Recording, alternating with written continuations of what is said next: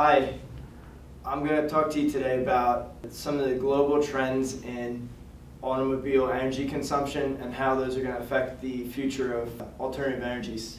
My colleagues Adam Pillmeyer, Tad Remy, Matt Catania, Zach Miller, and Matt Letterman put a lot of research into figuring out how some of these trends are going to affect battery usage and adoption of hybrid cars in the near years. I think that people who are not expressing a concern about energy in general and oil in particular are doing that with a good intention. You know, they feel like somehow this is a reality that the public at large can't handle. But in reality, if you don't have a public understanding of the issues, you will never have the public support for the solutions. In the year 2000, Saad al-Husseini, a Saudi geologist, shocked the world with his alarming discoveries concerning global energy trends. He studied over 250 oil fields in the mid-90s, and Husseini concluded that oil extraction would begin to level off around the year 2004. He predicted this plateau would last for 15 years, and at that point, the oil productions would begin to fall. Today, we're just a month away from the year 2010. If Husseini was right, we're just 9 years away from a global energy shift. The automotive industry has responded to this concern with alternative fuel research and even alternative fuel products. The most successful for today's market being the gasoline electric hybrid vehicle. These vehicles use batteries to store energy generated from non-oil sources, and that is used to help power the vehicle, reducing the amount of gasoline and oil needed. They work great. Hybrid technology nearly doubles the efficiency of today's engines. The drawback to hybrids is the batteries. The same thing that gives the hybrids their advantage, today's batteries, are heavy, expensive, and difficult or even impossible to recycle. And to top that, they have limited energy capacities. So is this the end of the road for hybrids? Our project aims to explore the battery technology fueling today's hybrids in order to better predict the battery industry of tomorrow.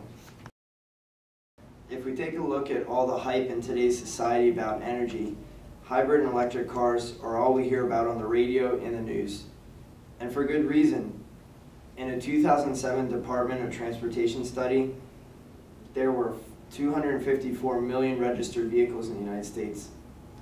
Looking at this graph, we can see that just 1 week ago, the United States used 8.8 million barrels of gasoline in one day. Did you know each barrel contains 42 gallons?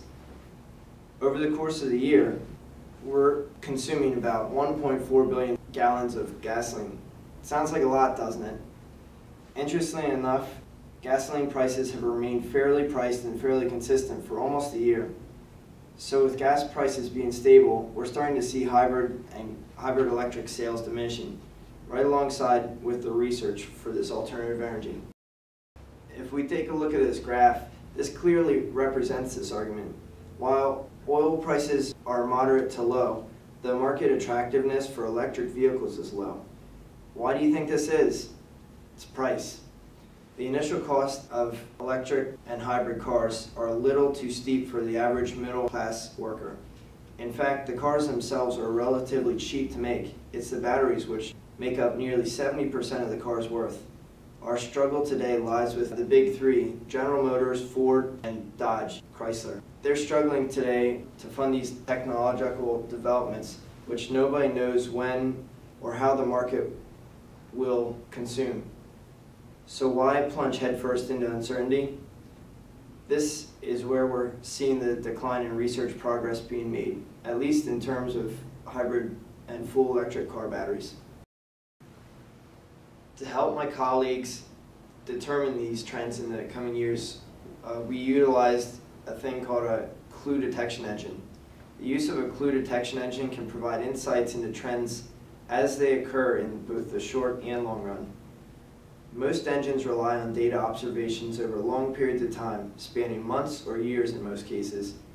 These observations then can be assembled into visual representations or groupable sets and hopefully provide insights that otherwise would be unseen.